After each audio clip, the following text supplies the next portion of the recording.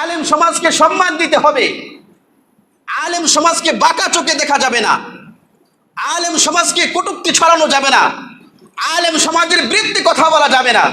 হ্যাঁ, যেটা বেলাইনে বলে তখন ধরবেন, কঠোরভাবে ধরবেন। যখন লাইনে বলে তখন আপনি রাগ করতে পারবেন না, চোখ গরম করতে পারবেন না, জিহ্বার ব্যবহার খারাপ করতে পারবেন না। সাবধান। আলেম সমাজের সম্মান আল্লাহ নিজে দিয়েছেন। কিয়ামতের ময়দানে আলেম সমাজের বিচার হবে পর্দার আড়ালে। এজন্য সাবধান। আমরাও নিজেদের সন্তানকে আলেম বানাই, দাম আছে, ফজিলত করে আসতেছে। যাই হোক, বলতেছিলাম ইকরা বিসমি রাব্বিকাল্লাযী খালাক। আল্লাহ তাআলা সম্মানের সাথে সেই একাকী জায়গায়, নীরব জায়গায় আল্লাহ তাআলা রাসূলকে সেখানে নিলেন ফেরেশতার মাধ্যমে। হযরত জিবরাইল আলাইহিস সালাতু ওয়াস সালাম সেখানে গেলেন, যা বলতেছেন আল্লাহর হাবিব সুন্দর করে বলেন ইকরা বিসমি রাব্বিকাল্লাযী খালাক। আল্লাহর হাবিব পারেন না, তিনি বলছেন আমি তো দুনিয়ার কোনো জ্ঞানই শিক্ষা করি নাই, আমার তো কোনো জ্ঞানই নাই, আমি এটা কিভাবে বলবো, কিভাবে শিখবো?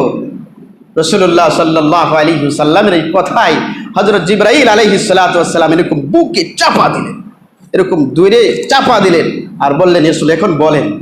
তখন রাসূল পড়তে শুরু করেছেন ইকরা বিসমি রাব্বিকাল্লাযী খালাক খালাকাল ইনসানা মিন আলাক ইকরা ওয়া রাব্বুকাল আকরাম আল্লাযী আল্লামা বিল কলম। কোরআনে কারীমের সূরা যার ভিতরে আছে সেই সম্মানী, কোরআনে কারীমের আসর যার ভিতরে আছে সেই সম্মানী, আল্লাহর হাবিব সাল্লাল্লাহু আলাইহি ওয়াসাল্লামের আদর্শ যার ভিতরে আছে সেই সম্মানী, আল্লাহর হাবিব সাল্লাল্লাহু আলাইহি ওয়াসাল্লামের হাদিসের জ্ঞানে যারা জ্ঞানান্বিত হয়েছে সেই সম্মানী, আল্লাহর হাবিব সাল্লাল্লাহু আলাইহি ওয়াসাল্লাম ও আল্লাহ তাআলার কোরআনে পাকের যে জ্ঞান অর্জন করে আমলদার হয়েছে সেই সম্মানী, এমনকি যে শিখেছে সেই সম্মানী, যারা মেনে মেনে আমল করছে সেই সম্মানী। সুবহানাল্লাহ। এক হাদিসের মধ্যে রাসূলুল্লাহ সাল্লাল্লাহু আলাইহি ওয়াসাল্লাম বলেন করে আলেম সমাজের মর্যাদা তো এমন, এই জ্ঞান শিক্ষা করার মর্যাদা তো এমন, মান সালাকা তরিকান ইয়ালতামিসু ফীহি ইলমান সাহালাল্লাহু লাহু বিহি তরিকান ইলাল জান্নাহ।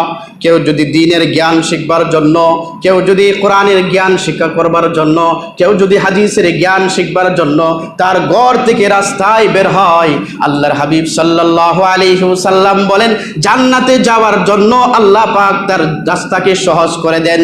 সুবহানাল্লাহ।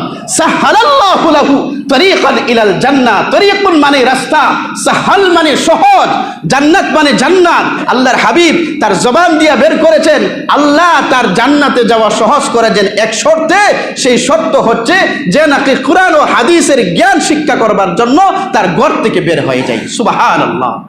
কোথায় আছে কোন জ্ঞান শিক্ষা করবার জন্য আল্লাহ জান্নাত দিব? আসেনি? আছে কোথাও? দেখাইতে পারবেন?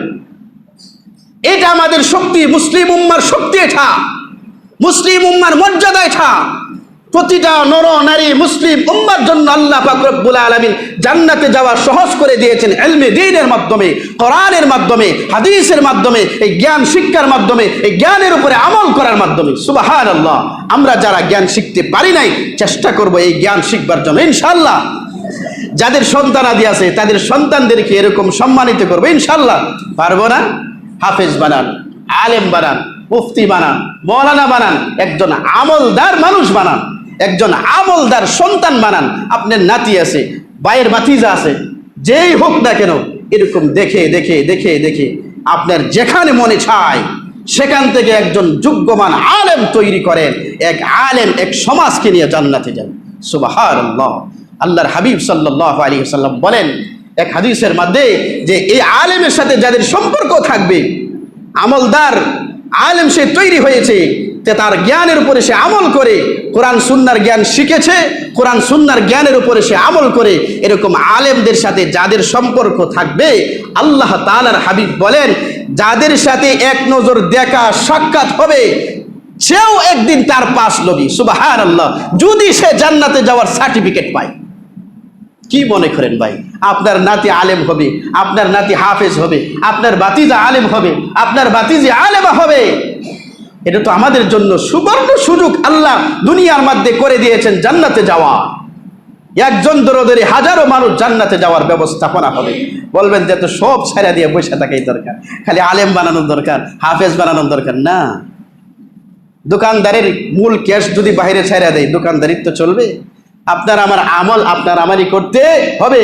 আল্লাহ কিয়ামতের দিন কার সাথে কি ব্যবহার করবেন সেটা আল্লাহই জানেন। তবে ভালো ব্যবহার করবার জন্য, নেক আমল ওজন করার সময় মিজানের পাল্লা ভারী হওয়ার জন্য আপনার আমার নেক আমল করতে হবে, ভালোভাবে চলতে হবে, দুনিয়ায় আদর্শ আল্লাহর হাবিবের ধরতে হবে, কোরআনের উপরে আপনার আমার চলতে হবে।